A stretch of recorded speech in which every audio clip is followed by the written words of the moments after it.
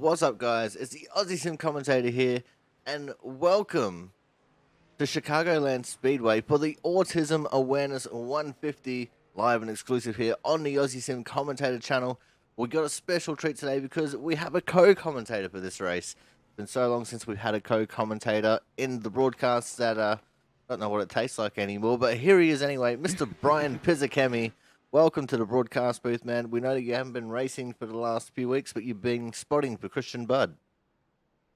Yeah, it's been a lot of fun spotting for Christian, and figured I'd try my hand and help you with the broadcast this week.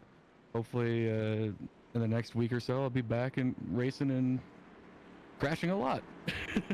Well, we can only hope so, with the doctor's wishes allowing so. But for now, we're starting to get ready for a pit party here. It looks like we're going to have Christian Budd and Jaron Sanchez lining up on the front row. Not very often we see Jaron starting at the front of a pit party. Yeah, it's weird to see Jaron up here. He normally likes to fall back, so we'll see what he does in the backstretch here. And there he goes. He makes a left turn onto the apron like a pleb, and it moves to the back of the pack as we saw Austin Hakes and Tommy Bordeaux flying their way through the pit party, not wanting to participate. It's a shame, but that's the way it goes sometimes. Go ahead. Up front looks like someone either overshot or doesn't want to lead because he's just weaving a little bit. It's Thomas Mole, and I think he's pulling off here. Yeah, he's dropping to the back, so our front row is now going to be Chris Champeau and Christian Budd. It's the Chris show on the front row, but it looks like Christian Budd is going to be the dominant starter here. Who put Christian Budd up front? He shouldn't start up there. No, he shouldn't. He should be at the back every single time. He's our dominant force in this league. He needs to start at the back every week. But we are underway here for the pit party. Chris Champeau actually taking the lead so far, although goes a little bit slow. Like he wanted to wait up for everyone. Christian Budd swooping around the outside. We've also got Brian Chambliss there in the 21 car. And Brian already looking pretty strong here. Yeah, Brian looked like he wanted to take it 3 wide and backed out of it because it's just the first lap waiting for those cold tires to warm up. Oh, we already got disaster in the background. Don Lizelle, Jonas Marquez, Sam Niederhelm, Sean Peachin. Lots of cars involved in that one. Tires. And the damage model. Tires will get you every time. The damage model. I love the damage model, especially for these ARCA cars, because it just turns into absolute chaos. You see Sam Niederhelm's right front is just all sorts of wonky. He can't turn down to pit road. He's going to have to tow here. Well, maybe he'll get in the way of the rest of the pack who are quickly coming up on him. And, oh, yeah. They caught him all right. Michael Watkins caught up in that one. The Bill.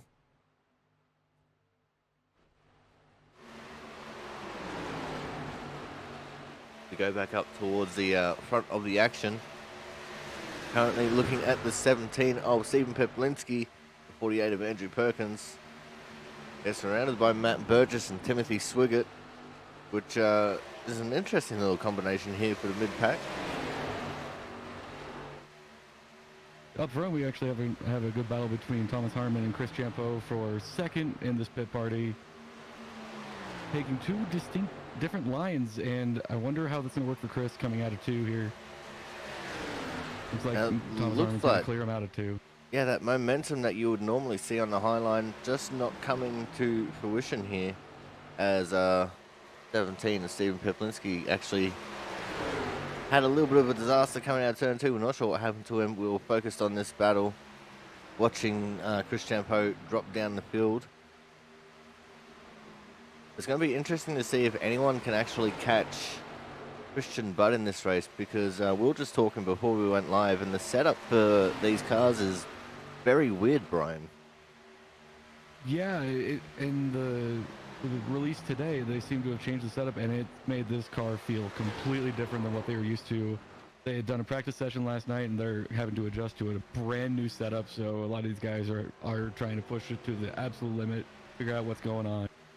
But it seems Christian Budd has taken no time at all to get used to it and has left the building. I'm sure we could put the absolute worst setups on these cars, and Christian Bud would still just dominate. Which is, No doubt.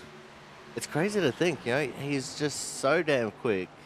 I reckon we might need to make up a special set just for him that has like no gear ratio in it at all. We'll just make one that has all the spring in the right front and nothing else. Oh, the evil things we could do. No camber, no caster. It has like 98 psi in the right front. I'm sure it'll be fine for him. He's Christian Bud. Yeah. He'll be great. I'm sure he could drive right around it as we see some more people spinning out. Oh no! Going out of turn 2. For the 13 of Travis Massier in that one. So as I said, today's sponsor is Autism Awareness. And you can actually thank Jonas Marquez for sponsoring today. Normally when we see the Autism Awareness banner, it is thanks to Frank Isaacson. But this time, Jonas taking up the mantle for Autism Awareness, which is great to see. And I think there was a tagline in the actual logo for today. In the logo, yep. And, the tagline is, "It's not for wimps." Exactly. Autism Awareness, it's not for wimps, which is absolutely amazing. And, you know, I really love the way that Kyle made that logo. Kyle Kraus, guys, made this logo that you guys can see on the top right of the screen. And he just done an absolutely amazing job. He also did the one for last week in the last minute, which is crazy to think about as well, because that was literally like an 11th hour job. I put out the call for it about 2 hours before the race server was set to open, and he had it done. Cool.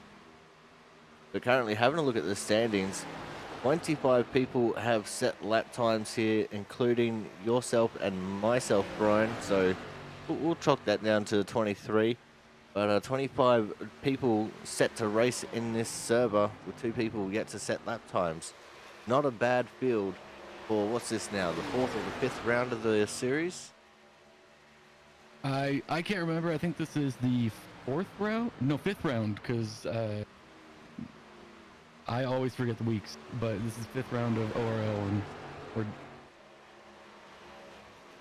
once you start spotting for Christian Bud, you start forgetting where you're at.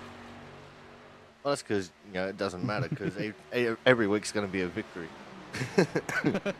But there is the 38 and the 21 on the screen. 38, of course, Thomas Harmon. The 21, Brian Chambliss. And, yeah, definitely looks like that low line's still going to be the dominant line here at Chicargoland. Although with this setup, it could make things a little bit interesting. I don't think you want to go to the actual extreme bottom all the time. Running that seam that's on the low side there can work pretty well for you, Brian. Yeah, we're seeing a lot of speed out of it. Noticing as Thomas got behind a car of Rob Tracy, he started just pushing and get that arrow tight. So it might be beneficial to just try to get away from all that dirty air. Well, I guess we'll wait and see. Possible. I mean, it's 7:13 in the server time right now. It looks like we're going to end up having a nighttime race. Means the grip levels are going to go up, but the cars are going to get a little bit tighter, which means if we're getting dirty air tightness already, these cars are going to be horribly tight when it comes to race time, Brian.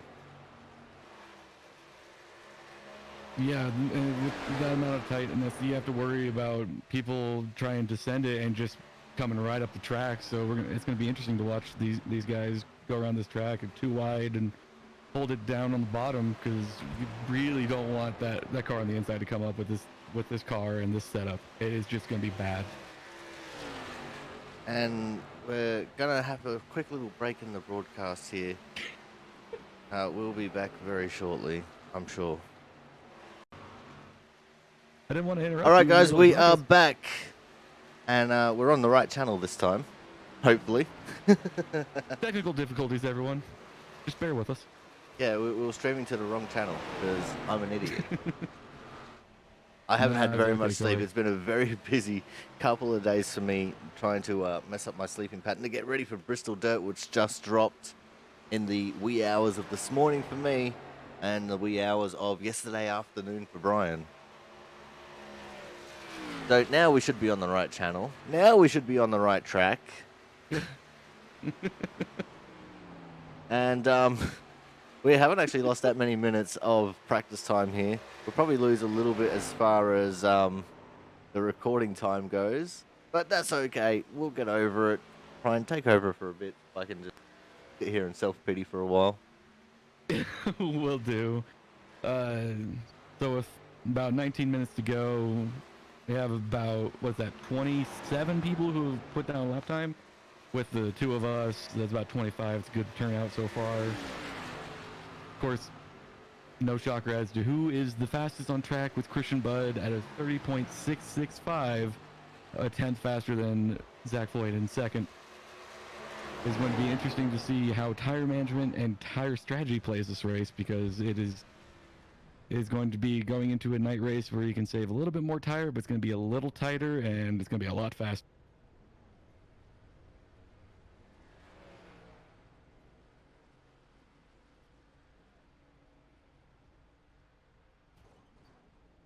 Supposed to take over for a bit. Keep talking. I don't. I hate you.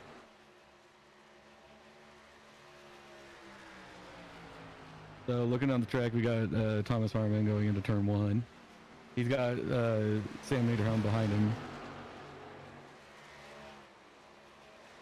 Ooh, Sam gets a little loose, and that's one thing we've been noticing about these cold tires, is that on the first few laps, is if you're pushing it too hard, that back end wants to just come around. So especially on these starts and restarts, we're gonna have to watch a lot of people probably send it a little too much, and we're gonna have a lot of people having to dodge a lot of sideways cars, and it should make for an interesting race.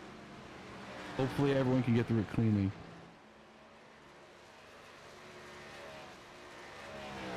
Let's just have a quick little look at our top 5 here. We're currently focused on Timothy Swiggett, who is 3rd overall. It's Christian Budd, Zach Floyd, Timothy Swiggett, John Lizelle with a surprising 4th place, and Kyle Kraus sitting there in 5th at the moment. Austin Hake sitting in 6th, Matt Burgess 7th, Chambliss in 8th, and Travis Massey in 9th, with Jaron Sanchez sitting in the 10th position. And Sanchez in 10th, that's not generally bad place for him. I mean, normally his practice is a lot worse than that, Brian. Yeah, he's putting down faster lap times today. I don't know if he's pushing it for hot laps or if he's actually found some speed here, but it's surprising to see him up there. But it's also a good thing to see that he's able to push it and kind of give these guys a run for their money. I can't believe I stuffed up so bad. It has been a very long 24-hour, guys. I can assure you. I streamed for 7.5, actually 7 3/4 hours yesterday, waiting for Bristol Dirt to come out, and having to do a broadcast immediately after that. Pretty much, it takes its toll. And I even had like a 5-hour nap between that stream and this broadcast. So I should have no excuse, but I'm an idiot, and I'll take full responsibility. As what it seems. I will say, watching your broadcast earlier, you jumping cars at Bathurst was the greatest thing ever. Yeah, we even had a running tally going, and I think we got up to one point being 38-0 is what I think the ending score was, which is crazy. Not one car we threw over to jump failed. I mean, we had one that was very suspiciously close. It kind of like clipped into the tire barrier and just touched the other side, but you know, the rule was as long as it made it to the other side, that's all that mattered. Hey, the part of the car that went over the wall and hit the ground counts. That's right. I set one rule right from the beginning. As long as it makes it over the wall, I don't care how or why or where. As long as it makes it over the wall, that's all that matters. But let's talk about this pit entry now, Brian. Got to carry a lot of speed through the corners, which could make that pit entry very dangerous, especially if you know, it's going to be a fairly low line dominant track. I mean, you're going to have to watch out for cars getting ready to come into the pits. Yeah, you're gonna have to watch out for people who are going to pit. You got to make sure you tell your fellow competitors that you're pitting, or at least give yourself enough room that when you check up, you don't cause a massive pile up behind you. Because this is a weird place to come in, and because you're coming in out of 4 and then you take an immediate left, but people behind you are gonna arc out of the corner, so they're gonna still just be on that bottom line. So it's gonna be a lot of give and take when it comes to these pit road stops. Now let's put a little bit more focus on Timothy Swiggett here for a second. He is a broadcaster as well. He broadcasts a league that I used to broadcast, the US ANZ Racing League, with, I'm pretty sure it's Performance Motor Network. And they've just come into the chat and said good luck to Timothy Swiggett. So we'll try and pass on those sentiments before the race starts here. And, you know, Timothy, generally one of our faster drivers here in output, but still just can't quite capture that elusive win, Brian. Yeah, Timothy's been really quick this year so far. It's just, you know, like we've said numerous times, it is that one ringer in every race. So we need to have a good, clean, consistent race out of Swig in order to kind of combat Christian Budd. Oh, and I just found out who it is on the PMN account. It is Brian Britt, my sometimes commentator from the US ANZ Racing League. How you doing, Brian? Hope you're doing well, man. But now we're looking at Thomas Harmon, who has actually found his way up to 3rd in the standings here in practice. So Thomas Harmon starting to show a little bit of pace after a slow start to the season, Brian. Yeah, and don't forget a kind of a slower start to the session, because we're used to seeing Thomas Harmon put fast lap times down every single practice and every race. But it looked like this time he just spent a lot of time just kind of trying to figure out the setup, what it'll do over a longer run, and then went in and just said, okay, now it's time to really see what I can do. And he pulled out one heck of a lap, and I'm intrigued to see what he does in this race, because Thomas Harmon has been one of the faster ones in ORO over the past, and he's been a little out of the picture lately. Well, hopefully we can get some good results out of Thomas Harmon this week, as we have about 11 minutes left in practice. Probably cut away with about 30 seconds left to go to some adverts while these guys qualify. Of course, we do not show the qualifying on screen because we enter as a driver, so we can't actually watch anyone qualify. But hey, that's neither here nor there. But currently seeing Sam Niederhelm on the screen. Sam has been missing quite a bit this season. I'm pretty sure this is our first race with him here this season. But that blue and yellow number 66 car looks pretty good, especially with the poor Jaron Sanchez in his mirror.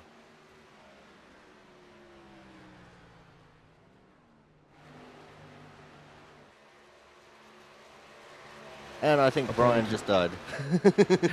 I have hit the wrong button on my mixer again. I'm an idiot, so you know we're just gonna have one hell of a scuffed broadcast here, but we'll make it work. I was actually looking up the standings for this year. This is gonna be Sam's second start this season, so it's interesting to see some of these guys that haven't shown up all season actually running pretty well. Yeah, it is Sam. Once I click on him again, so we can focus on him. As I say that, he gets loose out of 4 and gets caught up in a wreck with Travis Massier. Yeah, I just saw Travis spinning into him and hitting him with the rear. But Sam, as I say that, Sam, come on, I'm trying to give you kudos here, man.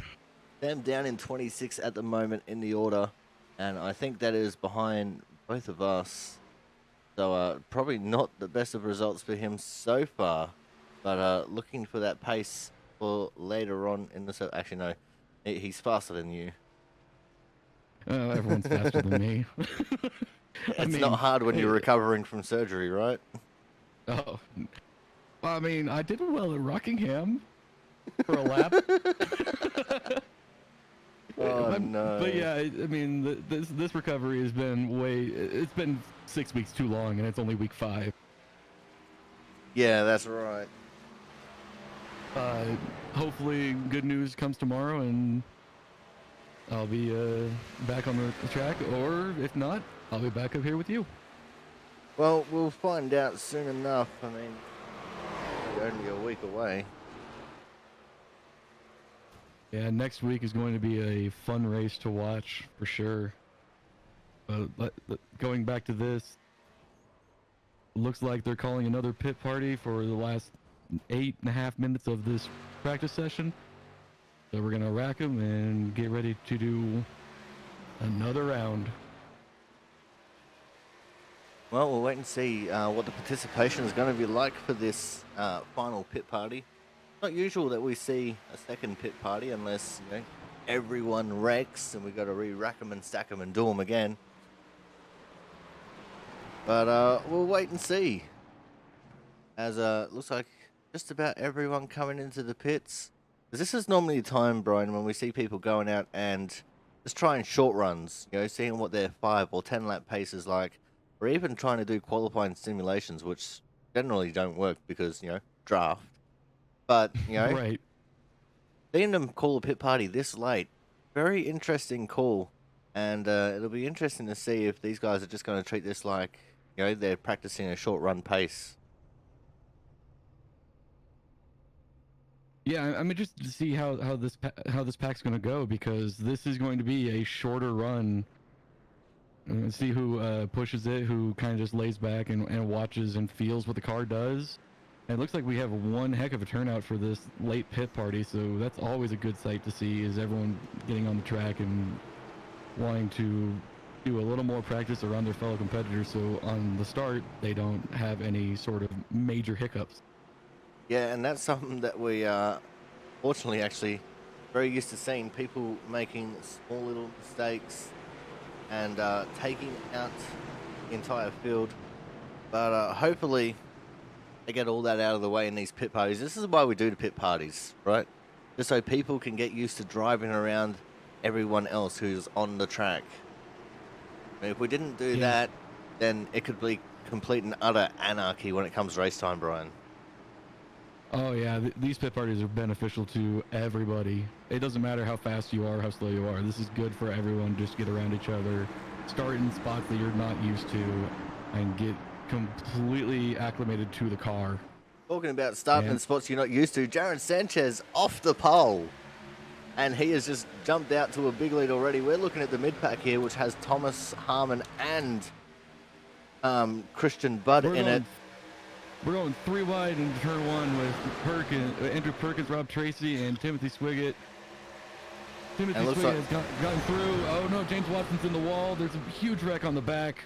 Gary Waterworth has gone around as well. Thomas Harmon's in it. Matt Burgess is in it. Chris Shempo's in it.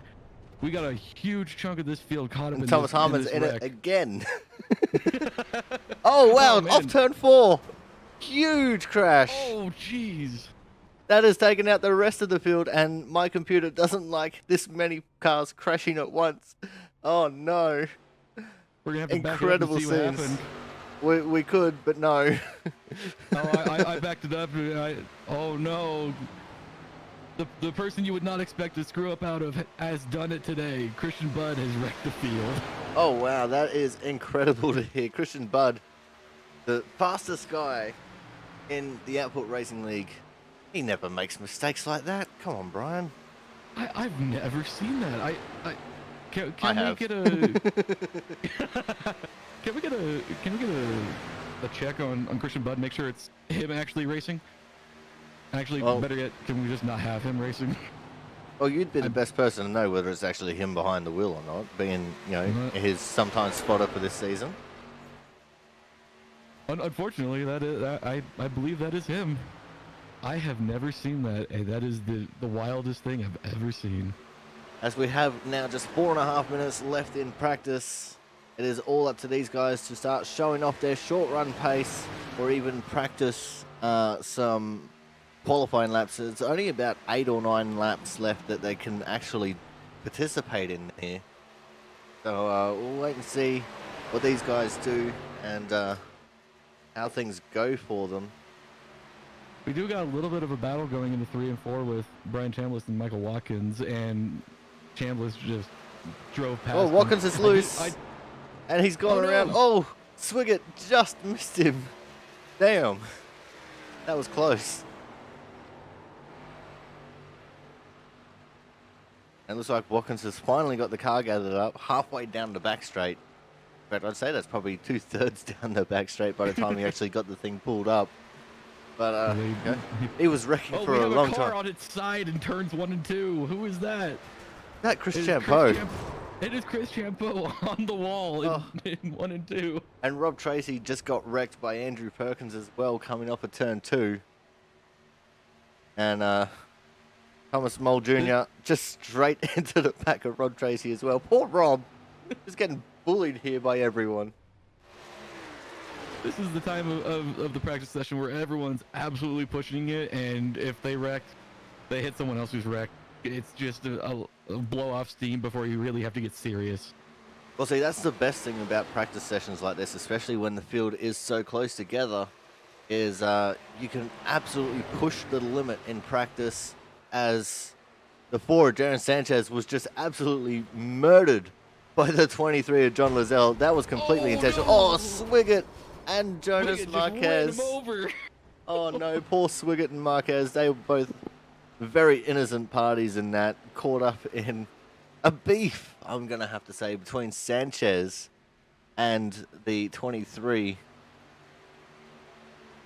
But having a look at our top 5 now, the top 5 has changed drastically since we looked at it before, Brian. It'll be very quick, only 2 minutes left. Christian Budd still on top, Zach Floyd still P2, Jaron Sanchez in 3rd, Thomas Harmon 4th, and Timothy Swiggett in 5th. That is a huge swing in what we were seeing prior to that last pit party. So we're seeing a lot of guys go out there and try to put their best qualifying attempt down. I think the whole top 10 minus Christian and Zach Floyd has had a change over the last 5-10 minutes. I think it has, because as the time's going on, the track's getting cooler, the grip levels are going up, and I've just heard word that Timothy Swiggett has actually won the last 3 out of 4 races in the US ANZ. That's incredible. So okay, we've got US ANZ's most dominant driver of the recent past against our most dominant driver of the recent past, Christian Budd. So it could be a very interesting battle here as we get ready to head into qualifying, Brian. Yeah, it'll be interesting to see how they all come out of qualifying. It is awesome to hear that Swiggett has been dominant, so this should be interesting seeing how dominant he's been and if he can translate any of that to this. But for now, it is time for us to get ready to go to commercial breaks here. Qualifying is just about to begin. 55 seconds left in practice. So guys, make sure you stay tuned, because coming up after this sequence of adverts, we will be seeing how the grid has been set here for the Autism Awareness 150, live and exclusive here on the Aussie Sim Commentator channel from the Chicargoland Speedway. So please, make sure you guys stay tuned.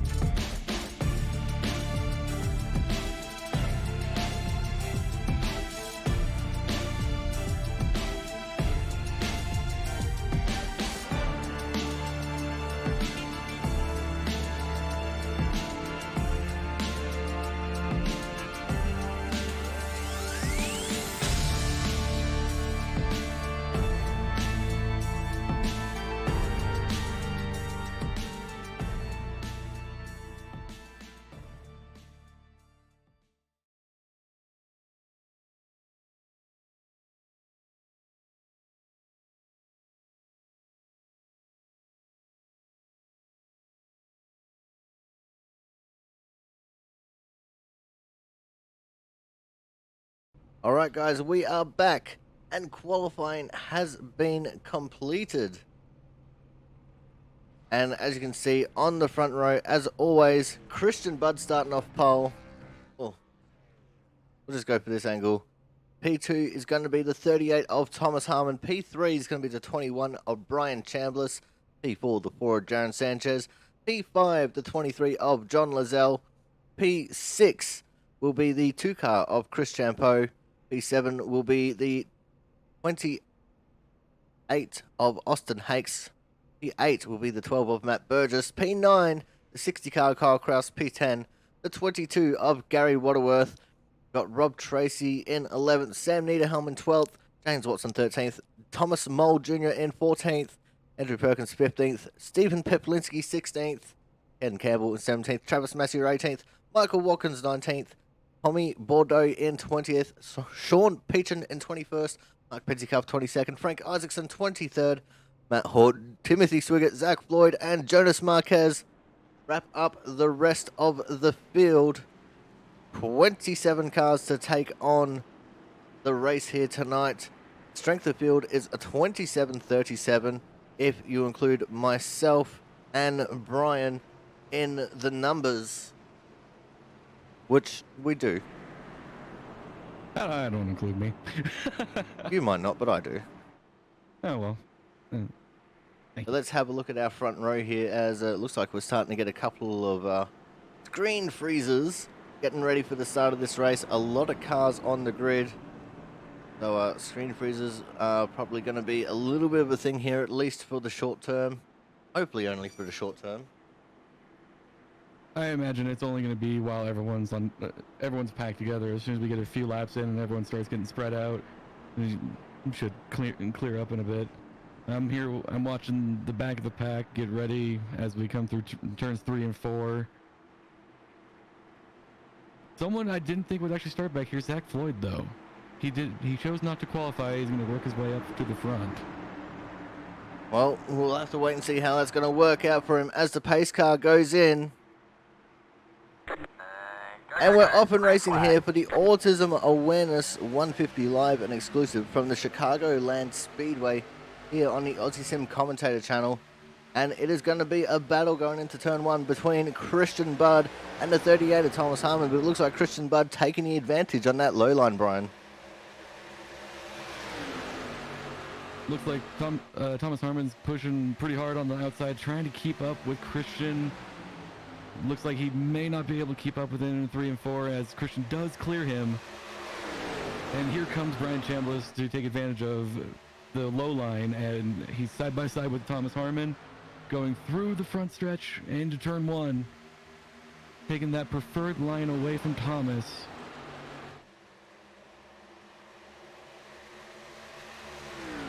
Thomas just powers on the outside and clears Brian Chambliss onto the backstretch. Christian Budd still leading the way at the moment. We got a good battle here for 8th or 7th as Matt Burgess gets by Austin Hakes. I'm sorry, I just misspoke. It was actually Safety car on the track already. We have caution on the track, and I think that involves the 39 car of James Watson. Let's go back and have a look at what occurred here for 9. And he was 3 wide coming into turn 1 with the 14 of Peplinski and the 48 of Andrew Perkins. And wow, everyone just slid up, and James Watson unfortunately taken out there by the 14 car. And the 16 of Sam Niederhelm into him. The 14 got a little bit of a tap as well. He got loose. James Watson in the wall. Sean Peachin in the wall. Oh, I see another car spinning there. That's a 69. Actually, no, that one's Sean Peachin. Rob Tracy, the 14. I'm an idiot. But James Watson car, those wheels do not look good. That thing is very heavily damaged, and he's going to have to get that repaired. But still rolling around on the 3 wheels by the looks of things. Means that left front tire is going to be absolutely cooked by the time he gets it into the pits. So we're going to go to a quick commercial break here already. When we come back, we are getting ready to see how we rack 'em and stack 'em for the restart. I'll be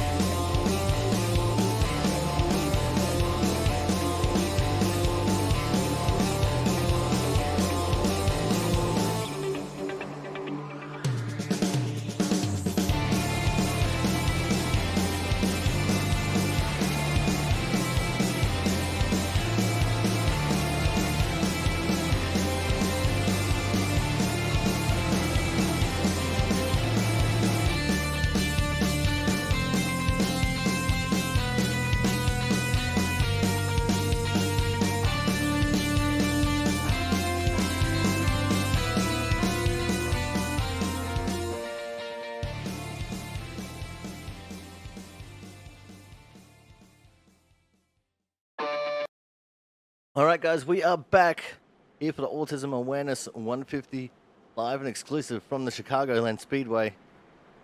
And your order is going to be Christian Budd, Thomas Harmon, Brian Chambliss, John Lozelle, and Jaron Sanchez as your top 5. Matt Burgess just sitting there in P6 outside third row.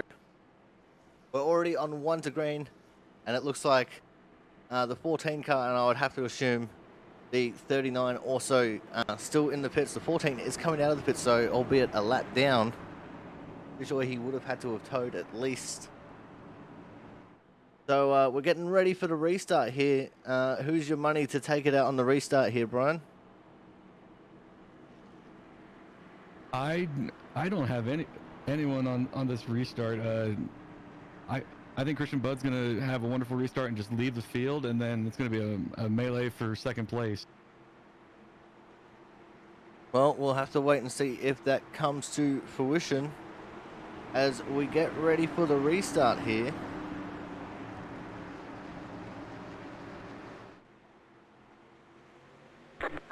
And we're off and racing. We'll focus on the mid-pack there, but let's go focus on the leading battle.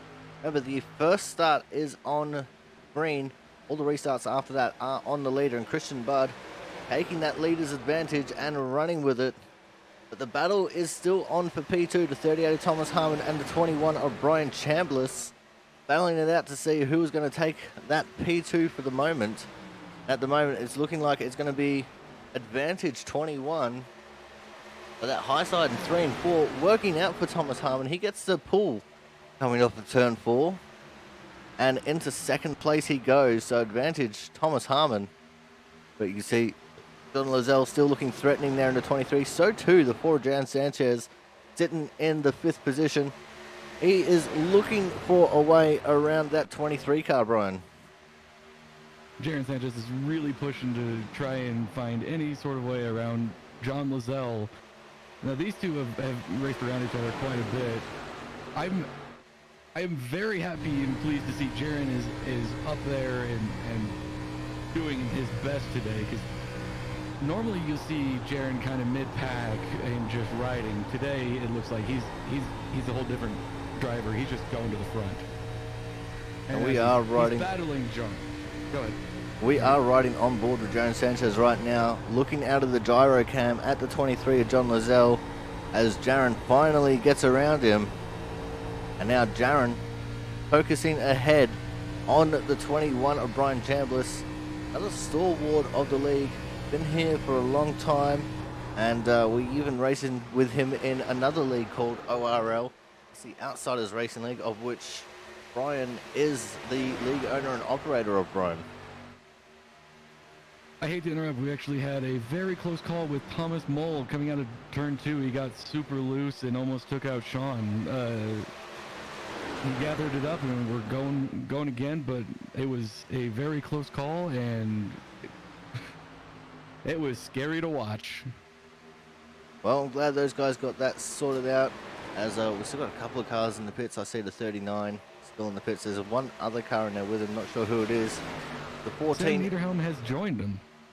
Oh, Sam Niederhelm. Well, that's interesting. I didn't know Sam had any damage. He might have just gotten into the wall on the restart, because he definitely wasn't in the pits earlier. But we'll wait and see whether he will rejoin the racing. But let's go back and look at this battle for the lead that's starting to form. Thomas Harmon only 0.6 or 7 of a second behind Christian Budd at the moment, but he's not exactly pulling Christian in, Brian. No, there seems to be Thomas may be saving tires, or he may have just hit this wall of air where he just can't go anywhere, where the car just is really tight. They're over the last few laps have been running about the same. Thomas has been faster one lap, Christian's been faster the other. This past lap, Christian Budd was almost 0.2 faster than Thomas, so it looks like it's just a game of who can save that right front and keep up the speed over this long run that we're looking like we're going to get into. As we going through the field, it looks like it's pretty much single file, as everyone's pretty much sorted themselves out. Indeed, it does look that way.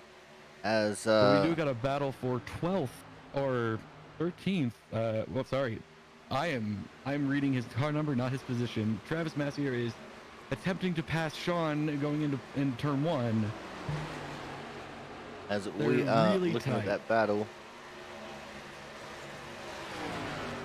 And yeah, it looks like Sean holding on as strong as he can around that outside line, which is not very easy to do around here, but Travis Massier using the inside line there, starting to mount a little bit of a charge here on the inside of that 69 car.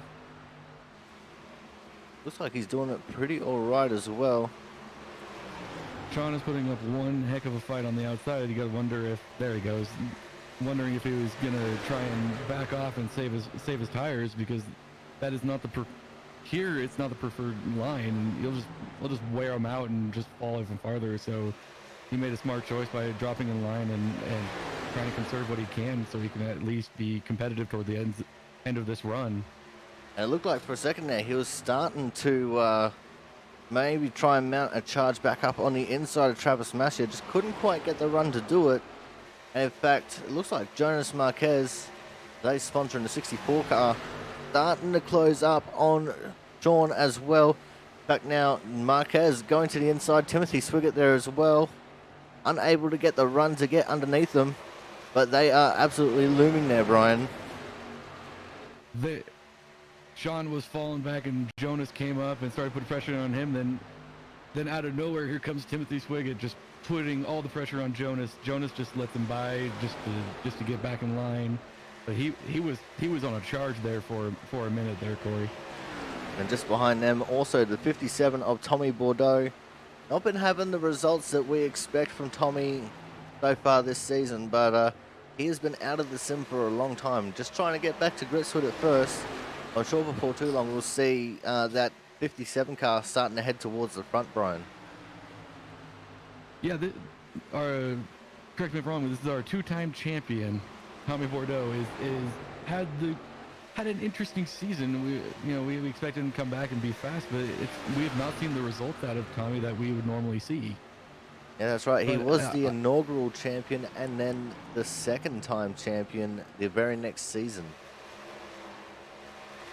So the speed we're seeing out of him, like you said, must just be him just trying to get back into the swing of things and get himself reacquainted with how the car drives, how the air around him works, especially since now it's a whole new group of guys compared to the last time he was here. I mean, you still have your core guys, but this league has expanded since he's been here, and it's been a lot more competitive, so he's having to push a lot harder to keep up. That's right, he is, as It looks like iRacing's just crashed on me, so we're going to need to go to another commercial break here as I try and get this figured out.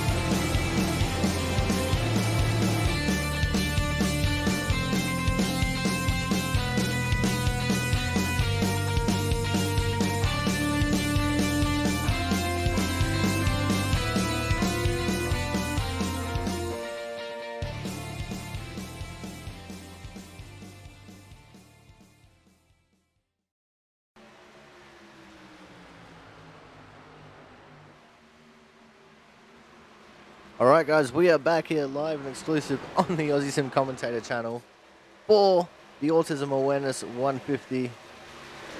And yeah, that one was, the computer just completely locked up on me and crashed iRacing because, well, the best thing that it could crash at the time. Currently looking on screen at Gary Waterworth, Jaron Sanchez and Kyle Kraus battling out for 6th, 7th and 8th.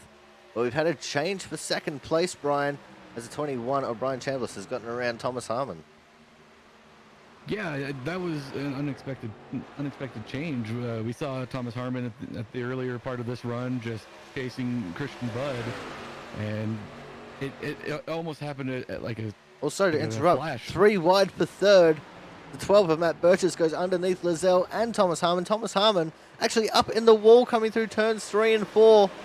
Oh my god, how the mighty have fallen.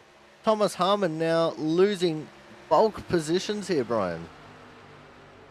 Yeah, Thomas Harmon's fallen back really far. He's top of 3 again as Chris Champeau and Austin Higgs get by him and going into, I lost track of where we are, turn 2.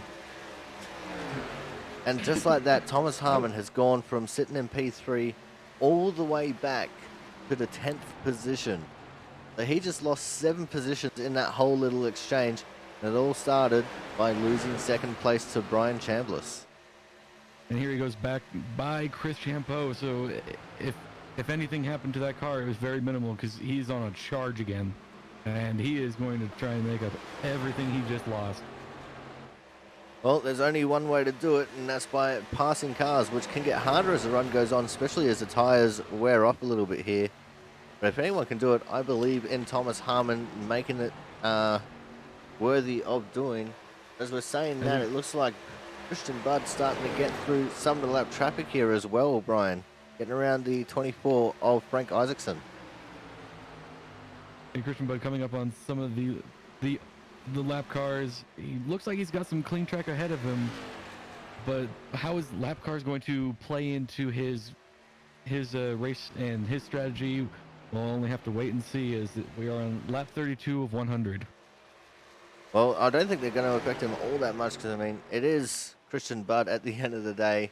He is definitely one of the fastest racers. You can see him go all the way down to the yellow line right next to the grass on the apron as he swoops along the front straight into turn 1. Just a nice, cool, calm, calculated drive. He's just out there trundling around like it was just a Sunday drive. But I think Frank actually just recently pitted. That's why Christian got around him. And as you can see, Frank taking the low line. Christian giving him all the room in the world to get around him. But Christian's still pretty fast compared to Frank on those older tires, Brian. Yeah, Christian has done a great job of saving his tires and making sure he can maintain the speed he's got. It's good to see how much he saved, and as a fellow driver, kind of annoying, because this is the kind of level you strive for, is you be able to keep up with Christian. Yes. It is amazing to see how well he can do this and be as fast as he is, lap in, lap out, just day in and day out. Every week he's just the class of the field every single week. Well, as far as our league goes, at least, he is the be-all, end-all, the target everyone strives to beat, which does not happen very often, but when it does, it's usually a fairly joyous day. But he's involved in a couple leagues himself where he is definitely not the most dominant car on track, Brian. Yeah, so seeing Christian Budd out of his element and not being the dominant factor is definitely the craziest thing you'll ever see, because he is really quick, and it is good to see him in a different element where he's mid-pack versus where he's leading all the time.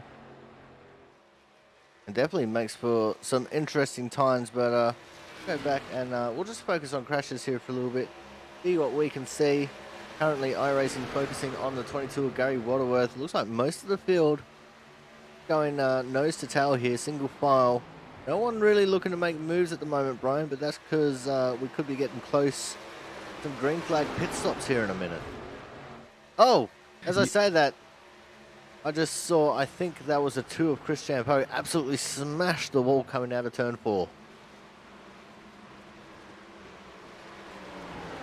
I was busy watching the 38 of Thomas Harmon. He is on a charge. He's got up to Jaron Sanchez and starting to put the pressure on. It looks like Stephen Peplinski putting the pressure on Chris Champeau at the moment, trying to get around his outside. Chris recovering after smashing into the wall coming out of turn 4. The hellacious hit. He put both front tyres off the ground. As you said, Thomas Harmon sitting there in P7, looking to get around Jaron Sanchez for the 6th position. And Jaron himself actually doing pretty well here so far, sitting up there in P6. I know we don't usually, well, we very often gloat about him being in a high position, but that's because he's usually pretty terrible, Brian.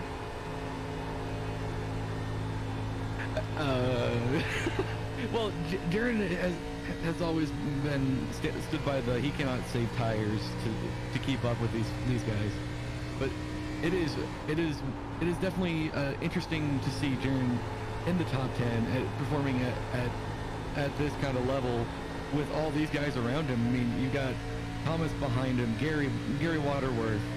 I mean, he is keeping up with these guys and outpacing them every other lap, it looks like. So it's good to see that he's figured something out for this race. He is definitely trying to keep as many positions as he can, as Thomas Harmon is. Yeah, we were on board with Thomas while that overtake was being managed. We're looking at the eyes of Thomas right now. Thomas absolutely not blinking, on absolute edge. He is so focused in that driver's seat. Look at that face of determination. As we move on now, next car on Thomas's list of cars to take over, going to be the 60 car here of Kyle Kraus, Brian. Yes, Kyle Kraus this season has been really quick in these ARCA cars, proving it here tonight, where he's in the top 5, but he's going to be feeling the pressure here from Thomas Harmon, who earlier tapped the wall. But I think as the laps wind down, if Kyle has saved enough of his right front, he could keep Thomas behind him until these pit stops happen. But there seems to be a battle up here for third and fourth between Matt Burgess and John Lizelle. And Brian Chambliss is up here in second, and they are on top of each other, racing as hard as they can. Yeah, it looks like Matt Burgess trying to make the overtake on the 21 of Brian Chambliss. Matt Burgess actually another one who is very surprisingly far up the field. We don't normally see him making overtakes for P2, but he's definitely been starting to show a little bit of pace as the season's gone on, and he's gotten used to driving these ARCA cars, Brian. Yeah, we've seen a lot of drivers here. Oh no, he got really close to getting turned by John Lizelle. They backed out and they saved it, and they're back racing as they're still two side by side with Matt Burgess and Brian Chambliss. Lizelle falling in behind, trying to follow Matt Burgess through, and behind them Thomas Harmon has gone to the high side, or trying to get by Kyle Kraus. Jaron Sanchez has poked his nose on the inside, so now we got a 2x2 fight here, and it is getting very, very exciting. Yeah, it's starting to get very racy here for the minor placings in the top 10.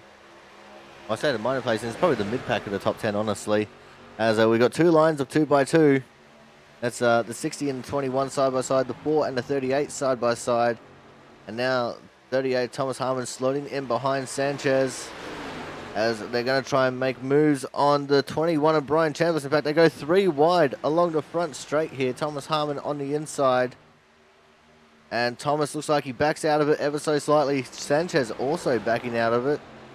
And that's allowed the 21 to maintain position in 5th. But how long will that last as he gets very sideways and close to that wall coming off of turn 2. Kyle Kraus also making a move to get around John Lizelle. That is for 3rd. As Jaron Sanchez now gets around the 21 of Brian Chambliss. Here comes Thomas Harmon to try and have his crack as well, Brian. Yeah, Thomas Harmon, who seemed to have gotten in the wall earlier, does not seem to be affected too much by that damage, as he is fighting here with Brian Chambliss. And they're side by side, and he just cannot complete the pass out of 2, and they're still side by side down the backstretch, with Thomas Harmon having the advantage going into turn 3, and he completes the pass on Brian Chambliss. I think one thing we do have to worry about with the damage model that's on these cars, as the 60 of Kyle Kraus trying to mount a charge for 2nd place now, is if you hit the wall hard enough, you can actually start experiencing a tire rub. And with a tire rub, you can tend to deflate Your tires on the right side there, Brian. Yeah, and that's something we have not seen this season, but is totally something that is on these drivers' minds. If they scrub the wall at all, is keep an eye on that right front. As Thomas Harmon is making a charge, trying to find a way around Jaron Sanchez and John Mazel. He just stays in line on the outside of Jaron for the time being. We've seen Thomas make some good moves on the outside. Will he be able to still pull it off with these older tires? It seems so far he's keeping up and putting the pressure on Jaron Sanchez on the bottom.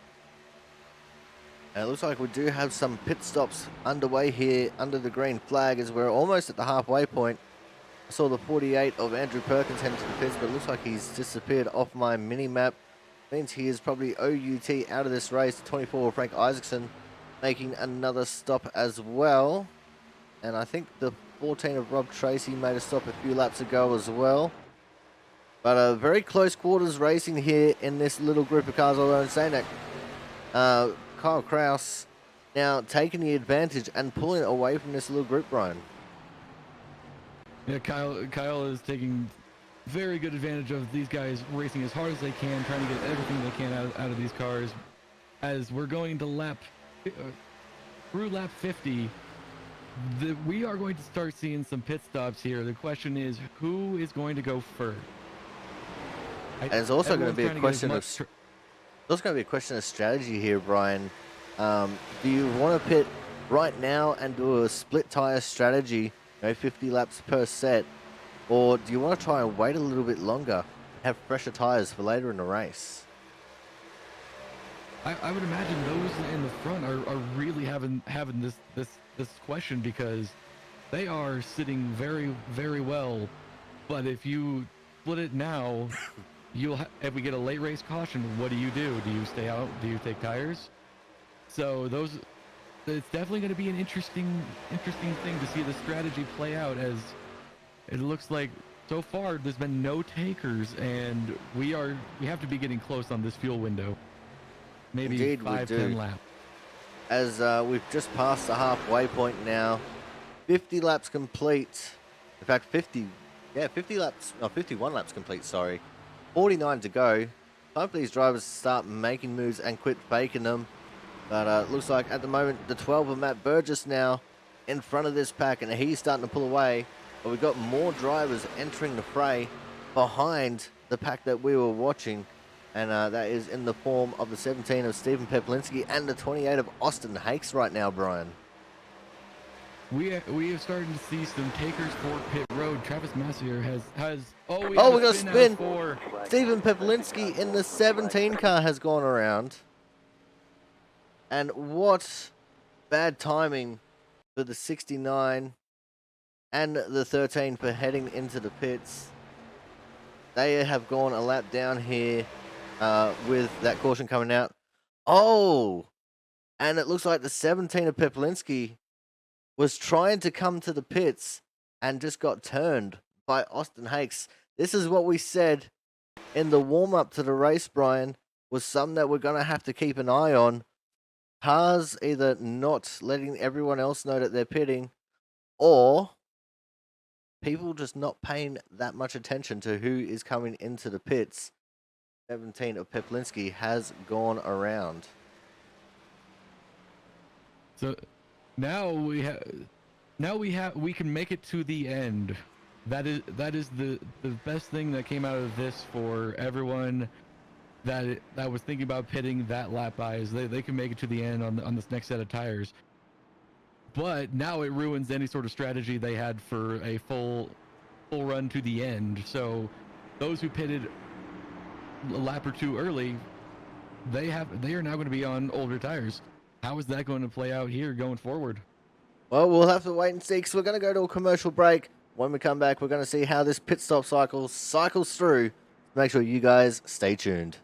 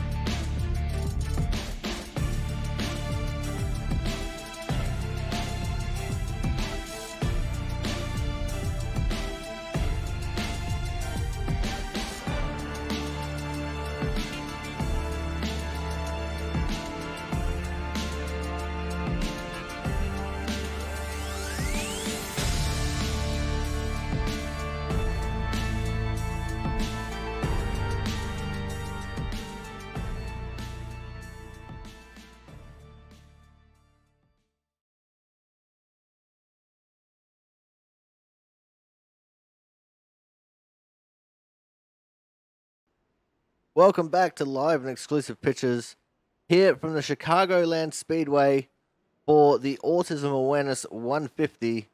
Pit stop cycles under caution have taken place, and your current leader is the 50 car of Christian Budd, getting in and out of pit road very quickly in first. Matt Burgess in P2, Jaron Sanchez making up a couple spots in the pits, taking out third position. Kyle Kraus dropping to fourth, John Lozelle in fifth, Thomas Harmon staying steady in P6, Brian.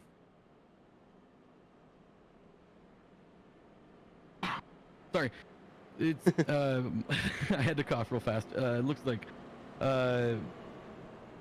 Michael Watkins is in eighth, Tommy Bordeaux in ninth, and he was in the back of the field, so he seems to have been picking up a good amount of spots on the track and also in pit road. So we'll see what Tommy can do, because it looked like he was just riding around at the start of this race, and then this later half we'll hopefully see him pushing it and going to the front like we've always seen Tommy do. Well, we can only hope that'll happen. Just having a look at the pit stop times here. Got a couple of people that look like they've only taken a couple of tyres or no tyres at all. And looks like Timothy Swiggett was a driver caught a lap down. He's going to... Actually, no, he's been in the pits for a while. Maybe he was getting some repairs done, just coming out of the pits now. Same too with the 5 of Mark Pentecoff. But a couple of drivers getting waiver rounds here who have pitted. And you can see leading the charge there is going to be the 24 of Frank Isaacson. Got Sam Niederhelm in the 66 car as well, getting a waiver round. And the 13 of Travis Massier. And then it's back to our regularly scheduled front row here with Christian Budd and Matt Burgess, Brian. Yeah, Christian Budd had pulled out to quite a significant lead during that green flag run, and it's interesting to see how this will play out, because now we have Jaron Sanchez up to third in a very uncharted territory sometimes for him. So this start should be interesting to see how these guys push it with what'll be 42 laps to go, and if they're banking on a late race caution to get another set of tires. Now this is normally where we see Mrs. Sanchez pop up in the chat and say, "Go, Jaron, go!" because he's up in P3. Looks like she's staying quiet at the moment, but going to be interesting to see what Jaron can do from this third position. As we said, fairly uncharted territory for him, as the Toyota iRacing pace car goes back to the pits. We're up and racing. Christian Budd getting a big jump, and the 4 of Jaron Sanchez getting a pretty good jump as well, going side by side with the 12 of Matt Burgess, actually pulling ahead of him here, going into turn 1, Brian. Yeah, Jaron clears Matt Burgess, and it seemed that Matt Burgess did not accelerate on that start. Don't know if Christian Budd caught him not paying attention, or it just had that one heck of a start that just allowed that inside line to freight train, as we see John Lozelle past him now, and Matt Burgess has fallen back to fourth. But this could be another play of he was on the outside line and wanted to save his right front and didn't want to burn it, so he decided to just back off after that bad start, and now he's back on the bottom line. He's going, and he's actually back challenging Jaron Sanchez for third. You see Jaron Sanchez just pull low there to put the block on Matt Burgess, but the 23 of John Lozelle getting back around both those drivers and up into P2. Sanchez obviously a little bit pacey here on the fresher tyres, but hopefully we won't see a drastic drop in performance like we saw from him in the mid-run in the first part of this race, Brian. Yeah, Sanchez putting on one heck of a show here, just taking as much as he can and just going to the front. We actually had as I was looking back through the field, I caught the tail end of another car that hit the wall of the 28 of Austin Hakes. He's gotten back going again, and he's going into pit road. Oh yeah, we see him heading into the pits now. A lot of right side damage on that car. He's going to just stop there at the end of pit lane, tow it to the pits, and that is probably going to be his race over. same too with the 69ers for Sean Peachin. OUT out of the race. I'm pretty sure the 48 is also out of the race. As we get back into the racing action and see a big battle going on there in the mid-pack of the top 10. Thomas Harmon in the 38 sitting in fourth, trying to hold off Matt Burgess. You also got the hard-charging Michael Watkins there in the 36 car. And this is a big angry pack of drivers, and they're all trying to get around that 38 car, Brian. The 38 car is just pulling away. Meanwhile, you've got a good battle behind them of Chambliss and Burgess, as Chambliss or Burgess seems to just be falling off here. Is this part of his strategy, or is it just he doesn't want to burn off that right front? I don't know. It's interesting because at the end of that run he was charging towards the front. He was one of the faster cars on the track, but on this fresh set of tires, he seems to be falling off and a little slower than we thought we would see out of him. And I do believe this is actually a part of his strategy, trying to save the tires. Doesn't matter how many people get around you, because you can always get them back later on. Although that is easier said than done with tracks that can be hard to pass with, such as this one, Brian. Yeah, so that is a perfectly good strategy, trying to keep that speed. We got a slower car in front of a huge pack back here as they go 3 wide, trying to get around him with going into 3 and 4.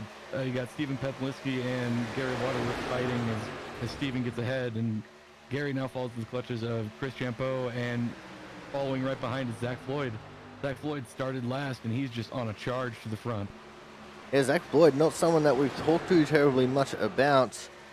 Sitting up there in the 11th position now in that 9 car. And yeah, he's just been quietly achieving in this race, slowly making his way up through the pack. Although I'm saying that the 22 of Gary Waterworth now looking to his inside. Oh, Waterworth getting onto the apron there, getting a little bit loose. Causing a checkup, Matt Horton making a very good judgment call, just backing off, not trying to run him over, but causing 3 wide ahead.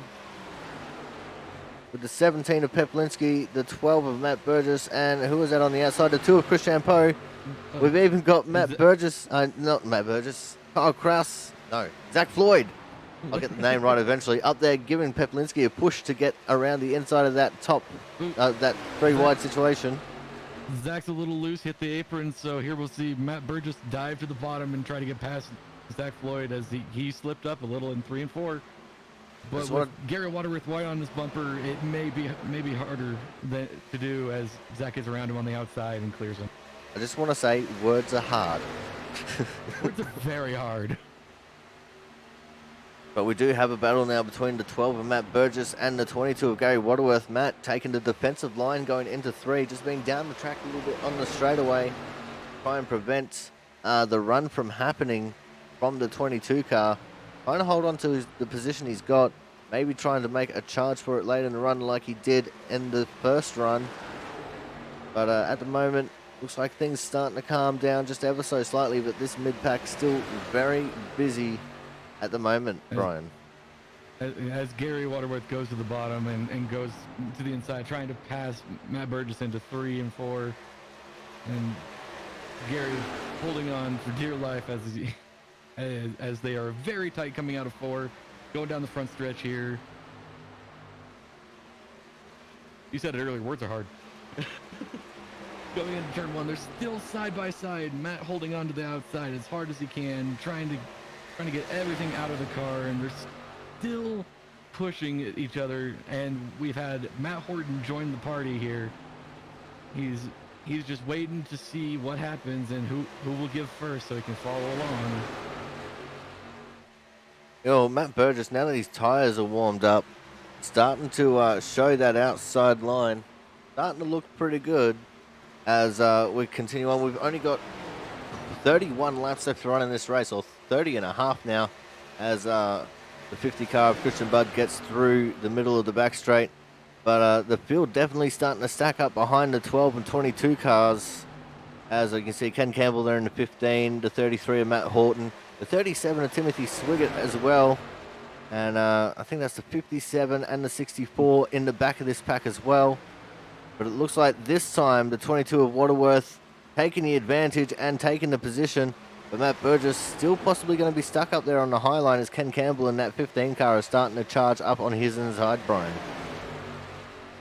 Yeah, Ken Campbell's looking to the inside of Matt Burgess, and he's got to fight the 33 of Matt Horton.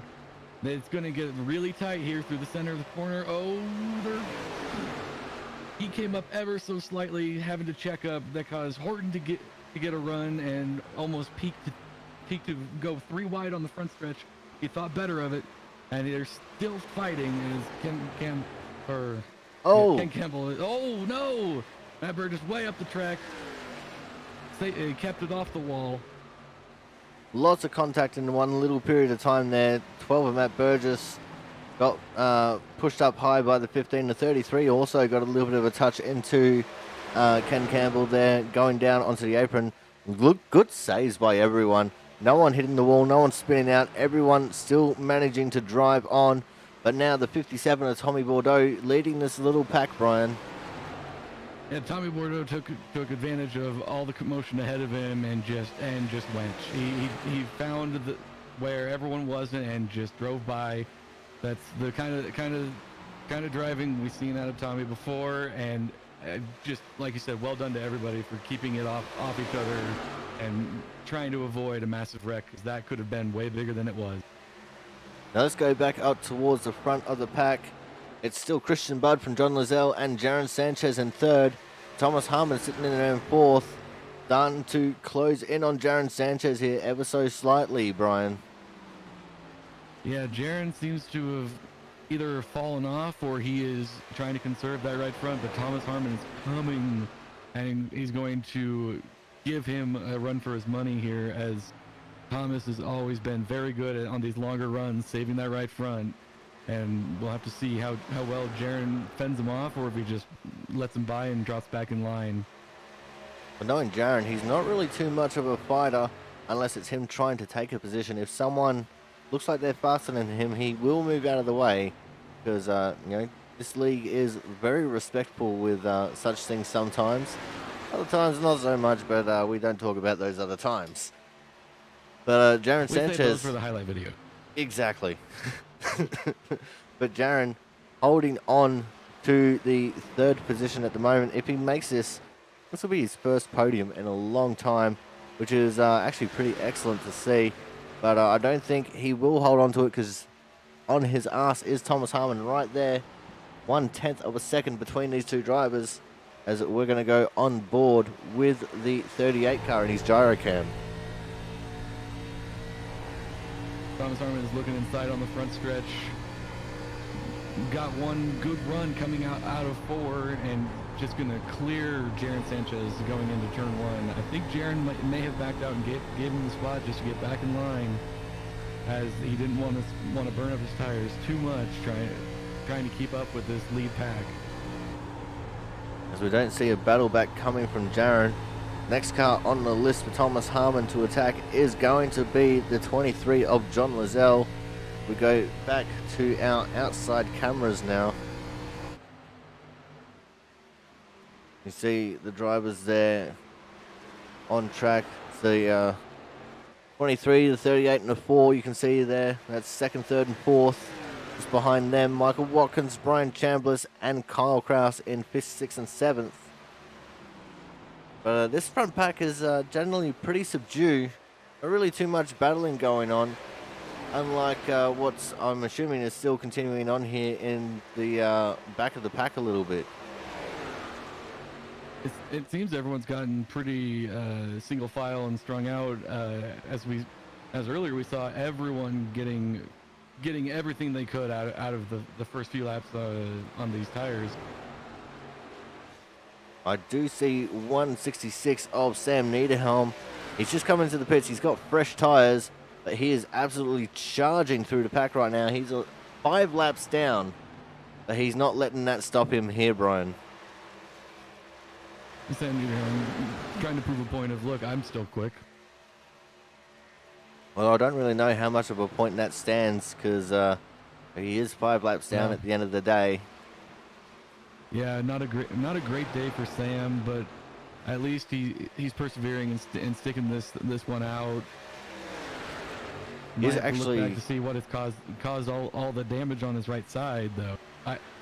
I haven't seen anything happen to Sam, so we'll have to look at that post race. well, Sam is actually the last car still on the track. Oh, With Sam is sideways going through the grass on the front stretch. and it looks like he's still in the grass, still in the grass. How's the re-entry going to be? Oh, it's going to be excellent because he's got no one around him. But Sam is actually the last car still remaining in this race in 21st position. We got 19 cars on the lead lap. Mark Pentecoff, the last of those. Frank Isaacson and Sam Niederhelm, both 5 laps down. And Frank just got swallowed up by the front pack there. And we have Rob Tracy with a DNF, Thomas Mole Jr. in the 18 with a DNF, Austin Hakes in the 28 DNF, James Watson in the 39 DNF, Andrew Perkins DNF, and Sean Peach in DNF. 6 DNFs from this race. Wow, that's crazy, Brian. That is a bad day for output. Normally we'll only see 1 or 2. It's been a very clean league. Like, you'll have 1 or 2 major wrecks and normally you'll actually see people just stick it out as long as they can, unless they have such a significant amount of damage that they go, it's time to just put it behind the wall and call it a day. That's definitely going to shake things up now, as Thomas Harmon has actually taken over the 2nd position, and it looks like Jaron Sanchez starting to put pressure on John Lozelle for that 3rd position as well, Brian. Yeah, Jaron seems to have fallen in line behind Thomas and has just been following Thomas to catch up with Lozelle, and we'll see how long he puts the pressure on Lozelle before he just sends it, because Jaron has been putting on one heck of a show this race, and I'm proud to see it. As we and are there he goes, now making the inside. As now we only have about 16 laps left to run when Christian Budd gets to the start-finish line this time. Sanchez making that move to get back into the top 3. Christian Budd with a huge lead right now, almost to the tune of 3 seconds, Brian. Yeah, Christian Budd is just checked out and is just doing a Sunday drive at this point. Thomas Harmon has to be pushing everything he can trying to get as much speed and trying to close that gap every lap.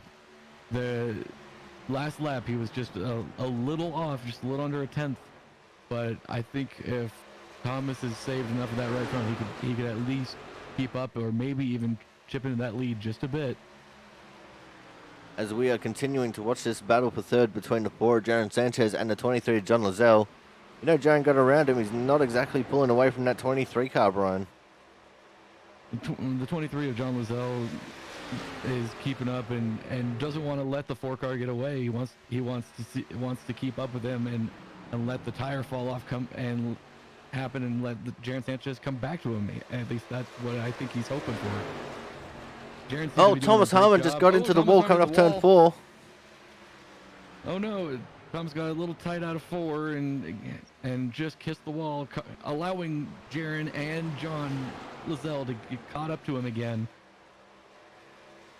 So it'll be interesting to see how much damage that he got and how much that affects his car over the next 13 laps as Jaron Sanchez has closed that gap again.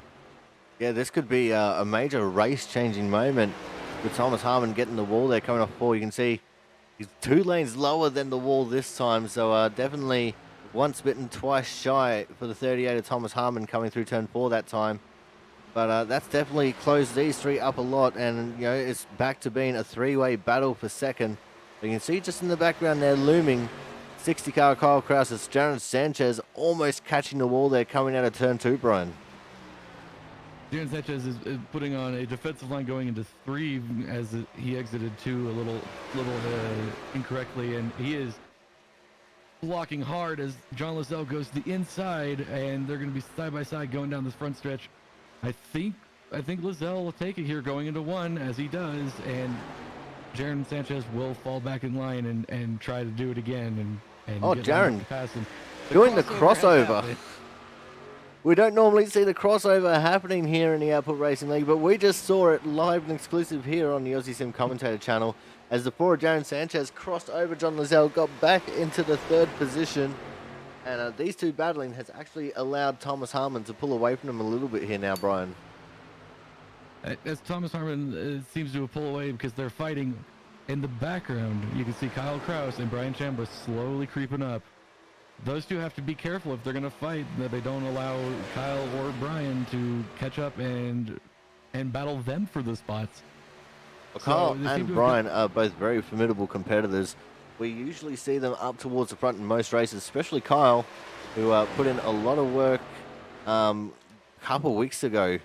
The week before we went to Rockingham when the ARCA cars were officially at Rockingham in the iRacing schedule. But we didn't quite see the result that we were expecting out of him there, Brian. No, we didn't, and you have to think is, well, what went wrong for Kyle there? But he seems to he seems to have shaken that week off and came back here with a new perspective and just said it's time to go, it's time to catch up. As Thomas Harmon gets really tight out of 4, allowing Jaron Sanchez to get even closer, and now is going to pressure him going into turn 1. I saw Thomas Harmon being a little bit cheeky there on the back straight the last time around. Just weaving, trying to break the draft to Jaron Sanchez. But that left him a little bit vulnerable there going into turn 3. Did not quite have the best line going into the corner. And that's why he got that tight. And now Jaron all over his ass again. Battle is on. It's now 5-car battle for the second position. And Jaron Sanchez showing a lot of pace right now, Brian. Yes, Jaron Sanchez is all over Thomas Harmon and pressuring him so he can make a mistake. Now, someone we don't normally see mistakes out of is Thomas Harmon, but we've seen a few tonight. Are we going to see another one here towards the end as Jaron is currently trying to chase him down and get that P2 from him? And we got a battle behind Jaron with Kyle Kraus and John Lizelle. And then Kyle is dove in and side by side with John Lizelle to go down the front stretch.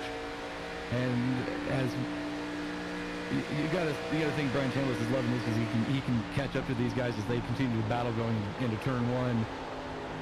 Kyle is holding that bottom as hard as he can, but you have John Lizelle pushing and trying to keep Kyle Kraus next to him. He doesn't want to lose the spot with so little laps to go.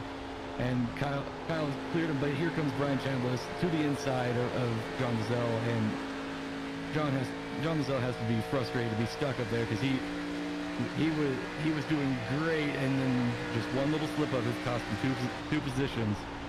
As we see Thomas Harmon and Jaron Sanchez kind of pulling away from this group of 3. Yeah, we just saw that overtake happen on the bumper cam of the Sanchez machine. And, running side by side here is a little bit of a double-edged sword. Yeah, it's fun to watch and all, but it can actually increase tire wear for both drivers involved. If you're on the inside, you have to turn that a little bit harder to make sure you don't slip up and hit the car on your outside. And if you're on the outside, because you're driving it in harder, you tend to wear out that right front that little bit more. But now that they're not battling, Kyle Kraus really caught up to the back of the forward of the Jaron Sanchez machine as we now have 4.5 laps left to run.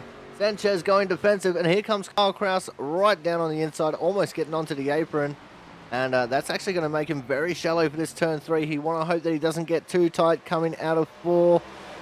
They're side by side coming out of 4, just managing to hold on to it.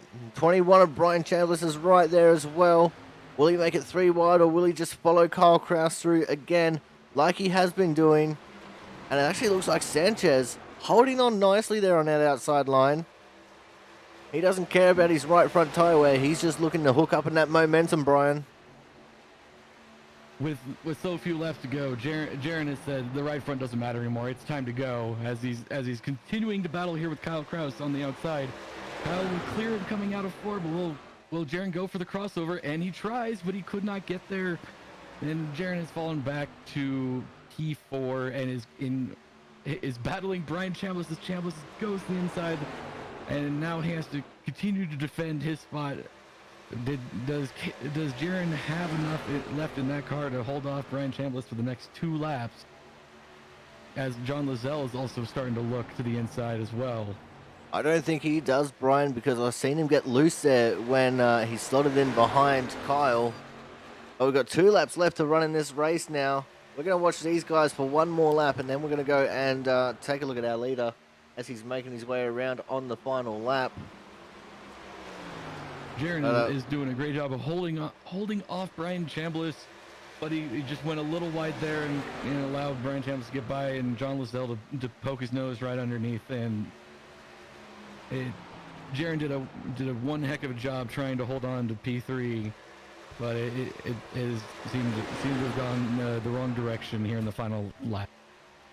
There's a white flag last lap now. Last chance to win it or wear it for our 50 car of Christian Budd. Couple of lap cars in between himself and the other vehicles on the track. But that's not going to matter. Even if they weren't there, he has a 4.8 second lead as he comes through turns 3 and 4 for the final time. Your winner of the Autism Awareness 150 here from the Chicargoland Speedway, going to be the 50 car of Christian Budd. P2 looks like it's going to be going the way of Thomas Harmon. P3, Kyle Kraus. P4 is going to be the 21 of Chambliss, and P5 the 23 of John Lizelle. Brian, what an incredible race. Lots of racing all throughout the pack in that one. Yes, this race was phenomenal to watch. You got to see the outside line actually prevail in certain cases where they were able to just keep up that speed and keep the person on the inside as close as possible. And it was great to see that while we don't have a lot of side-by-side all the time, it was just amazing to see these drivers put it all on the line.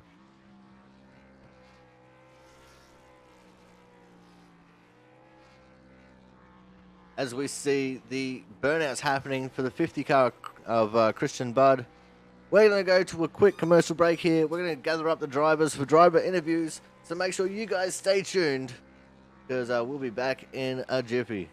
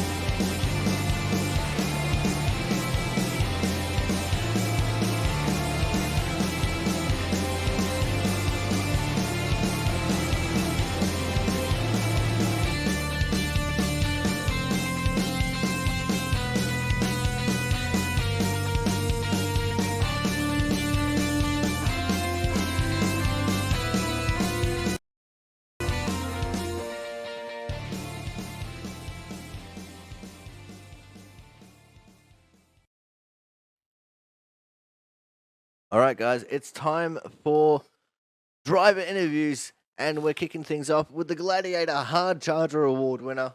And today's Hard Charger is going to be the 36 car of Mr. Michael Watkins. Michael, incredible race, man. You started all the way down in 19th and made your way up to P8. Uh, Great racing, man. How did you make all those overtakes, and how was the race for you? Thank you. The race as a whole, it was pretty straightforward. Everybody kind of kept it clean. I made up most of my positions through that first caution and between the two restarts that we had. Passing is really hard on the track. I'm very, very surprised that I even got into the top 10. Chicago's not one of my best tracks. I struggled with it for years, and I'm just happy I got into the top 10. Well, it was definitely very interesting looking race there. Looks like we're just about to get some green flag stops when the caution came out for the spin from Peplinski. So what was it like just going through those long green flag runs and trying to plan a green flag stop and then ultimately having that caution come out? It couldn't have come out at any other, at any better time. I was fixing to come in right when that caution came out. The car, it was very temperamental tonight. Like, started off pretty good, and then it had this little rough patch, and then towards the end of the field run, right before green flag stops ago, it felt like the car was starting to come back to me personally. Um, and then trying to gauge when everybody's going to pit and see how you can get out in front of them and kind of make it harder for them to pass and potentially gain some more positions. Um, Caution came out perfect time for me, and yeah, I was able to net a few more positions out of it. It looked like a few people were struggling with tightness, especially coming out of 2 and 4. A few people actually hitting the wall pretty severely coming off turn 4.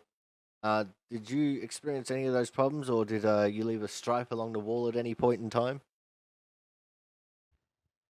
The car was definitely tight overall. I left my stripe coming to the white flag. I just pushed it just a little too hard trying to catch Chris, but in the end, it is what it is. Right, man. Well, before we let you go here tonight, anyone you want to give a quick shout out to?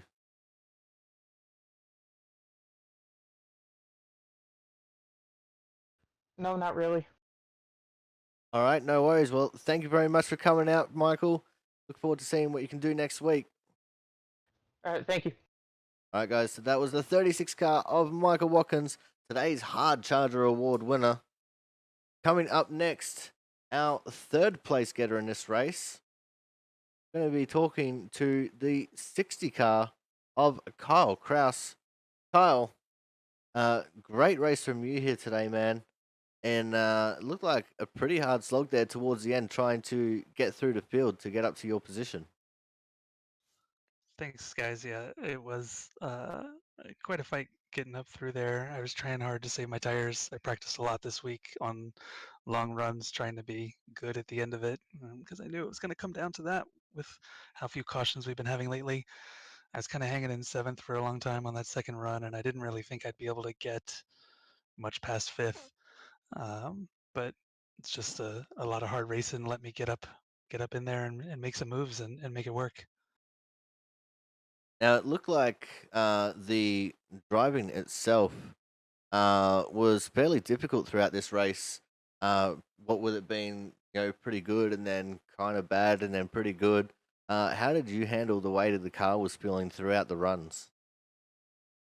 It was pretty tough. It would really slip. The rear end would really slip out from under you really easily. You had to be really gentle with the throttle, and work it a lot in the turns. And take care of the rear tires. So it was on ice for a little while. I take it very easy at the start because I'm not very comfortable on a loose car like that. Which kind of helps me not overload my tires, but then it also makes me lose a lot of positions. So I dropped back a lot on that restart, which is kind of my MO. All right, man. Now let's look forward towards next week. Going to the only road course on the schedule with Watkins Glen. The feeling like for you heading to Watkins Glen in these ARCA cars. I really love Watkins Glen. I'm looking forward to it. It's one of my favorite tracks. I tend to think I do okay there. The last time we raced there, I got throughput on the pace lap, so didn't really get to show anything. So I'm looking forward to next week. All right, man. Well, before we let you go, anyone you want to give a quick shout out to here today? Yeah, definitely. You guys for the broadcasting. Thank you, Corey, to Jaron, and all the admins for putting on the league. It's a lot of fun. I look forward to it every week. Thanks, guys. Happy to be in the top 3 for once. All right. Thank you very much for coming out, Kyle. Glad to see you in the top 3 finally, especially after you should have done well at Rockingham, but unfortunately the result didn't match your skill level for there. Don't remind me. Don't remind me. All right. See you next week, man. All right, guys. That was the 60 of Kyle Kraus, today's third place getter. And we're going to go straight into seeing our second place getter here tonight. And second place goes to the 38 car of Thomas Harmon. Thomas, enthralled in many battles throughout that race. It looked like you were coming and going there for a little bit. And great battle in the end of that first run. What was the racing like for you overall? Well, I didn't run the practice race yesterday and just kind of struggled at the beginning of practice tonight. Obviously, I got up there in the speed charts towards the end, but I didn't really have a chance to work on the long run. So I didn't know what would work and what wouldn't work. And what I was doing worked, but not as well as Christian. Yeah, unfortunately, Christian just seems to be continuing his dominant form. But, great racing from you throughout today. And it looked like it was a lot of fun in that pack. Yeah, that was definitely some of the most fun I've had in a while. It seemed like if you're in that pack, you couldn't get away. It was even that way in the second run. I ran down Lizelle and Jaron in the second run, and then once I got by them, they would just draft right back up to me and stayed right there, and it made for some pretty fun racing. Pretty close quarters too. Yeah, if only that was for the lead, right? Because, I mean, those battles are always exciting, but they're even better when they're for the lead. If only they were for the lead, but they weren't. All right, now let's look forward towards next week. We're going to Watkins Glen. What is the feeling like for you heading into the only road course of the season? Um, I'm just gonna be holding on to the wheel, hoping for the best. I like Watkins Glen. I like road courses. I'm just not that great at them. All right, Thomas. Well, before we let you go here tonight, anyone you want to give a quick shout out to? Yeah, shout out to you up in the booth broadcasting. Looks like you got Brian down here too. To all the league admins, drivers council, all the drivers that show up each week, and to the fans, both my stream and yours. All right, man. Thank you very much for coming out. Congratulations again on P2. Unfortunately, not a win, but hopefully next week, man. We'll see. We'll see. All right, guys. So that was a 38 car of Thomas Harmon, today's second place getter. And what a fantastic battle he had throughout that race. But now it's time for today's winner. And today's winner is, of course, the 50 car of Mr. Christian Budd. Christian, making a bad habit out of this once again with these wins. What was the race like for you? I mean, great battling going on behind you, but you just went to the front and didn't look back. Yeah, pretty uneventful for me. Just kind of waiting to see how the pit strategy would go, and I think everybody's getting pretty close to pitting when that second caution happened.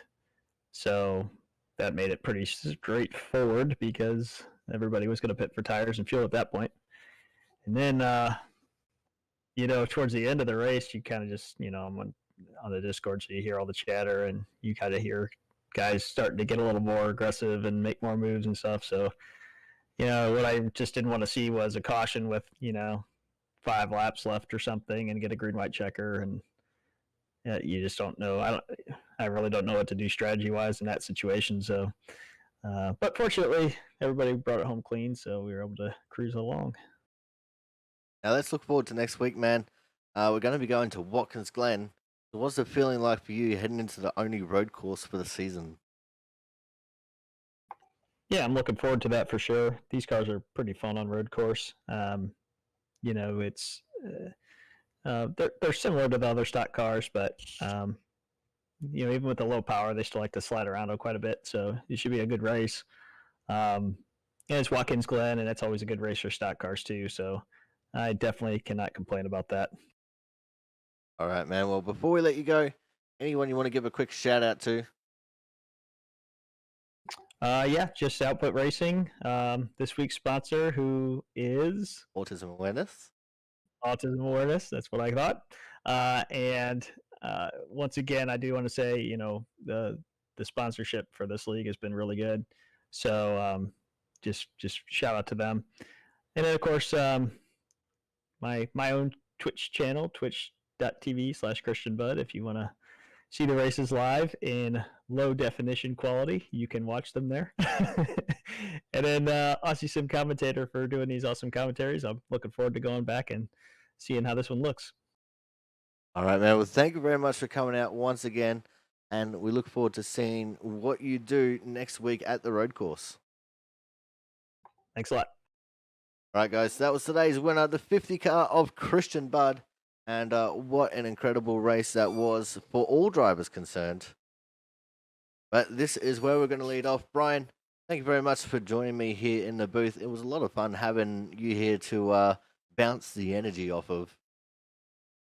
Thank you, Corey. It's been a lot of fun being up here for what is the first official full race. Hopefully, I can do this again in the future with you. Again, thanks for the opportunity. Anyone you want to give a quick shout out to while we got you up here in the booth still? Well, I'll give a big shout out to you, Corey, for kind of helping me through this whole broadcasting and putting on one hell of a show. Shout out to the admins, Jaren, you, me, and all the other folks that helped put this on.